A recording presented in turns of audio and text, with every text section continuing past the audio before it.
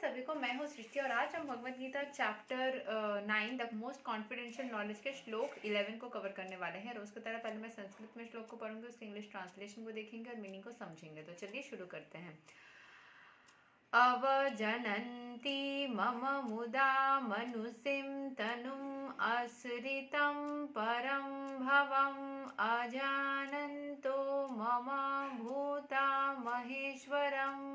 Fools deride me when I descend in the human form. They do not know my transcendental nature as the supreme lord of all that be. ठीक है, तो यहाँ पे जो लोगों के बीच दिमाग में कोई बुद्धि नहीं है, फूल्स जो होते हैं वो समझ नहीं पाते कृष्ण भगवान को। जब वो ह्यूमन फॉर्म में आते हैं वो उनके ट्रांसेंडेंटल नेचर को समझ नहीं पाते हैं। सो यहाँ के एक्सप्लेनेशन को समझ लेते हैं। From the other explanations of the previous verses in the chapter, it is clear that the Supreme Personality of Godhead, although appearing like a human being, is not a common man. The personality of Godhead who conducts the creation, maintenance and annihilation of the complete cosmic manifestation cannot be a human being. Yet there are many foolish men who consider Krishna to be merely a powerful man and nothing more.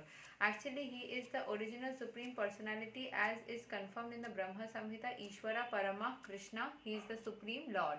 There are many Ishvaras, controllers, and one appears greater than another. In the ordinary management of affairs in the material world, we find some official or director, and above him there is a secretary, and above him a minister, and above him a president. Each of them is a controller, but one is controlled by another. In the Brahma Samhita, it is said that Krishna is the supreme controller. There are many controllers, undoubtedly, both in the material and spiritual world, but Krishna is the supreme controller, Ishvara Parama Krishna, and his body is Satchitananda, non-material. Satchit Ananda. Material bodies cannot perform the wonderful acts described in the previous verses. His body is eternal, blissful, and full of knowledge. Although he is not a common man, the foolish deride him and consider him to be a man. His body is called here Manusim because he is acting like a man, a friend of Arjuna's, a politician involved in the battle of Kurukshetra. In so many ways, he is acting just like an ordinary man, but actually his body is Satchinanda Vigraha, eternal bliss and knowledge absolute. This is confirmed in the Vedic language too. Satchitananda Rupaya Krishna. I offer my obeisances unto the Supreme Personality of Godhead Krishna, who is the eternal blissful form of knowledge. Gopala Tapani Upanishad 1.1. There are other descriptions in the Vedic language also. Tam Ekam Govindam. You are Govinda, the pleasure of the senses and the cows. Satchidananda Vigraham, and your form is the transcendental, full of knowledge, bliss and eternality. Gopala तपनी उपनिषद 1.35. सो यहाँ पे बोला जा रहा है कि सब लोगों को कृष्ण को देख के यही लगता है कि वो साधारण से मनुष्य है जो थोड़ा पावरफुल है, एक राजा बन गया है, बट वो नहीं समझते हैं कि वो तो भगवान है. So, despite the transcendental qualities of Lord Krishna's body, it is full, blissful and knowledge. There are many so-called scholars and commentators of Bhagavad Gita who deride Krishna as an ordinary man. The scholar may be born an extraordinary man due to his previous good work, but this conception of Sri Krishna is due to a poor fund of knowledge. Therefore, he is called Mudha, for only foolish persons consider Krishna to be an ordinary human being. The foolish consider Krishna as ordinary human being because they do not know the confidential activities of the Supreme Lord and his different energies. They do not know that Krishna's body is a symbol of complete knowledge and bliss, and that he is the proprietor of everything that be, and that he can award liberation to anyone. Because they do not know that Krishna had so many transcendental qualifications, they deride him. तो लोग समझ नहीं पाते क्योंकि लोगों के पास knowledge ही नहीं है कि उन्होंने क्या क्या चीज़ें किया है या क्या क्या वो चीज़ कर सकते हैं. लोगों को वो चीज़ पता ही नहीं है, इसीलिए वो उस चीज़ को उनको जज करते हैं. कृष्ण भगवान को भी वो जज करते हैं. So, nor do they know the appearance of the Supreme Personality of Godhead in this material world is a manifestation of his eternal energy. He is the master of the material energy, as he has been explained in several places. Mama Maya Duratta Yaya. He claims that the material energy, although very powerful, is under his control, and whomsoever surrenders unto him can get out of the control of the material energy. If a soul surrendered to Krishna can get out of the influence of material energy, then how can the Supreme Lord who conducts the creation maintenance and annihilation of the whole cosmic nature, have a material body like us. So this conception of Krishna is complete foolishness. Foolish persons, however, cannot conceive that the personality of Godhead, Krishna, appearing just like an ordinary man, can be the controller of all atoms and of the gigantic manifestation of the universal form. The biggest and the minutest are beyond their conception, so they cannot imagine that a form like that of a human being can simultaneously control the infinite and the minute. Actually, although he is controlling the finite and the infinite, he is apart from all the manifestation. तो सब समझ नहीं पाते हैं कि कृष्ण भगवान इतने बड़े साइज के मतलब जाइजेंटिक फॉर्म में भी आ सकते हैं, वो छोटे से छोटे चीज़ को भी जो मेंटेन कर सकते हैं, मतलब जो भगवान की क्वालिटीज़ होती है वो लोगों को समझ में नहीं आता है. So that of a human being can simultaneously control the infinite and the minute. Actually, although he is controlling the finite and the infinite, he is apart from all the manifestation. हर चीज़ से वो दूर रहते हैं, हर चीज़ को control जरूर कर रहे हैं. जैसे हमने पहले वाले श्लोक में पढ़ा था, कल वाले श्लोक में, कि वो अटैच नहीं रहते हैं किसी भी चीज़ से. It is clearly stated concerning his योगम Aisvaram, his conceivable transcendental energy, that he can control the finite and the infinite simultaneously, and he can remain aloof from them. मतलब सब चीज़ों को कंट्रोल भी कर सकते हैं और उन सब चीज़ों से डिटैच भी रह सकते हैं, उनके अंदर वो पावर है.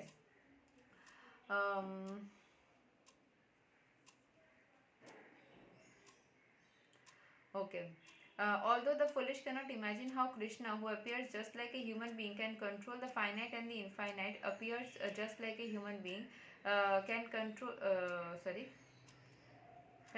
the finite and the infinite. Those who are pure devotees accept this, for they know that Krishna is the supreme personality of Godhead. Therefore, they completely surrender unto him and engage in Krishna consciousness, devotional service of the Lord. There are many controversies between the impersonalists and the personalists about the Lord's appearance as a human being.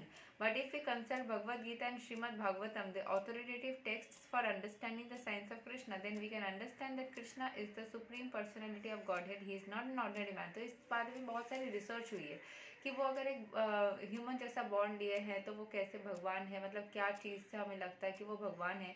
So there have been a lot of controversies and a lot of discussions regarding that.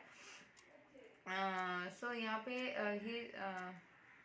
in the Srimad Bhagavatam first canto, first chapter, when the sages headed by Saunaka inquired about the activities of Krishna, they said, Kritavan kila karmani saha ramena kesava ati martayani bhagavan buddha kapata manusya. Lord Shri Krishna, the Supreme Personality of Godhead, along with Balarama, played like a human being, and so masked. He performed many superhuman acts. The Lord's appearance as a man bewilders the foolish. No human being could perform the wonderful acts that Krishna performed while he was present on this earth. When Krishna appeared before his father and mother, Vasudeva and Devaki, he appeared with 4 hands. But after the prayers of the parents, he transformed himself into an ordinary child. As stated in the Bhagavatam, Bahuva Prakritah Shishu. He became just like an ordinary child, an ordinary human being. Now here again it is indicated that Lord's appearance as an ordinary human being is one of the features of his transcendental body. तो ये बोला जा रहा है कि वो तो एक छोटे से बच्चे भी बन गए थे, वो वहाँ पे उनकी माता पिता भी रह चुके हैं, तो वो तो एक साधारण मनुष्य जैसा ही बिहेव कर रहे हैं. तो कैसे हम बोले तो कि वो शक्तिशाली भगवान है, तो वहाँ पे वही चीज़ बोला जा रहा है कि वो भी उनका ही एक ट्रांसेंडेंटल नेचर का ही एक पार्ट है. ठीक है. In the 11th chapter of Bhagavad Gita also it is stated that Arjun prayed to see Krishna's form of 4 hands, Tenaiva Rupena Chaturbhujena. After revealing this form, Krishna then petitioned by Arjuna again assumed his original human-like form, Manusam Rupam. These different features of the Supreme Lord are certainly not those of an ordinary human being. Some of those who deride Krishna and who are infected with the Mayavadi philosophy quote the following words from the Srimad Bhagavatam to prove that Krishna is just an ordinary man. Aham sarvesu bhuteshu bhutat mavasthita sada The Supreme is present in every living entity. We should better take note of this particular verse from the Vaishnava Acharyas like Jiva Goswami and Vishwanatha Chakravarti Thakura, instead of following the interpretation of unauthorized persons who deride Krishna. Jiva Goswami, commenting on this verse, says that Krishna in his plenary expansion as Paramatma is situated in the moving and the non-moving entities as the super soul. So any neophyte devotee who simply gives his attention to the Archa Murti, the form of the Supreme Lord in the temple, and does not respect other living entities is uselessly worshipping the form of the Lord in the temple. There are three kinds of devotees of the Lord, and the neophyte is in the lowest state. The neophyte devotees gives more attention to the deity in the temple than to the other devotees. So Vishwanatha Chakravarti Thakura warns that this sort of mentality should be corrected. तो सिर्फ भगवान को विग्रह रूप में, मूर्ति रूप में नहीं पूजना है, उनको हृदय से फील करना है. तो जो लोग न्यूफाइट है वो सारे उनको भगवान को बस उस मूर्ति में ही ढूंढते हैं. A devotee should see that because Krishna is present in everyone's heart as Paramatma, everybody is the embodiment of the temple of the Supreme Lord. So as he offers respect to the temple of the Lord, he should similarly properly respect each other and everybody in which the Paramatma dwells. Everyone should be therefore given the proper respect and should not be neglected.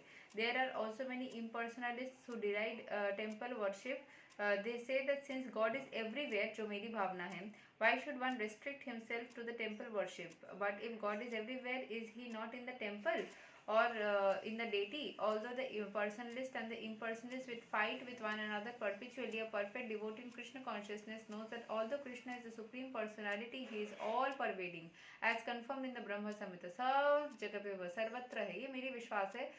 Although his person वो ओ माई God movie में भी कृष्ण भगवान ने आके बोला कि मैं चींटियों के साथ भी लंच कर रहा हूँ और पंखियों के साथ भी उड़ रहा हूँ, and I am there everywhere. So हर चीज़ में भगवान को फील करने की कोशिश करें, भगवान की अनुभूति को अपने अंदर लाने की कोशिश करें.